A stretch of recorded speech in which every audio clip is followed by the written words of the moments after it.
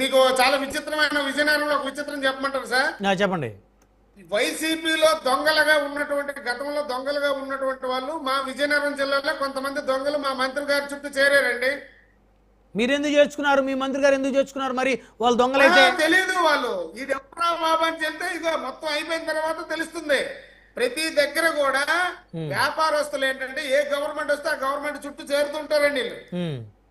వీళ్ళకి మైనింగ్ ఇప్పుడు ఆయన చెప్తున్నారు 7 హెక్టార్లు ఏదైతే ఉందో మళ్ళీ ఈ మధ్య కాలంలో వాళ్ళకి ఇచ్చారని చెప్పేసి, అంటే దానికి ఎన్విరాన్మెంట్ పొల్యూషన్ కానీ లేదంటే పర్యావరణం కానీ వీళ్ళందరూ కూడా అనుమతులు ఇస్తే కదా వాళ్ళు తవ్వుతారు.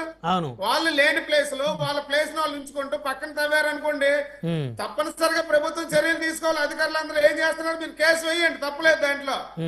కానీ మీరు వీళ్ళు మాట్లాడింది ఏంటంటే వీళ్ళన్ని అక్రమాలు అన్ని చేసి ఈ రోజు వీళ్ళందరూ మాట్లాడడం అంటే ఎంత దరిద్రంగా ఉందంటే దెయ్యాలు వేదాలు వల్లించినట్టుంది. ఇంకొక మాట ఏదో చెప్పారు సార్ ఆయన, నేను రాసుకున్నాను. టీవీలో జడ్జిమెంట్లు ఎవరు ఇస్తున్నారండి?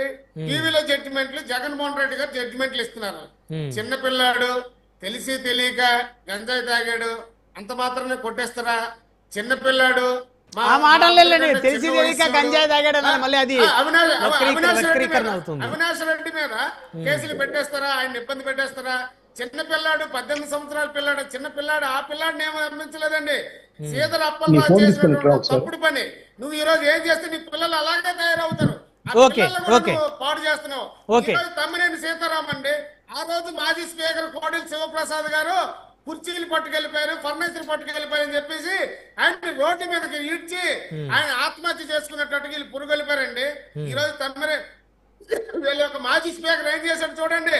ఒక బతికున్న మనిషికి డెత్ సర్టిఫికేట్ ఇచ్చి 5 కోట్ల రూపాయల ఆస్తిని కొల్లగొట్టేసి వీళ్ళు ఎక్కడ పడితే అక్కడ ఏది కుళాయిల దగ్గర ఏమో బిందులతో కొట్టుకున్నారని ఎక్కడ ఏం జరిగితే అక్కడికి వెళ్ళిపోవడం, వాళ్ళకి ఏదో ఒకటి చేయడం, దొంగల దగ్గరికి మటర్ల దగ్గరికి గంజాయి ఇలాంటి వాళ్ళందరి దగ్గరికి జగన్మోహన్ రెడ్డి వెళ్ళి రోజుకి దిగజారిపోతున్నారు అనేది. సురేష్ గారు మాట్లాడదాం డిబేట్ లో.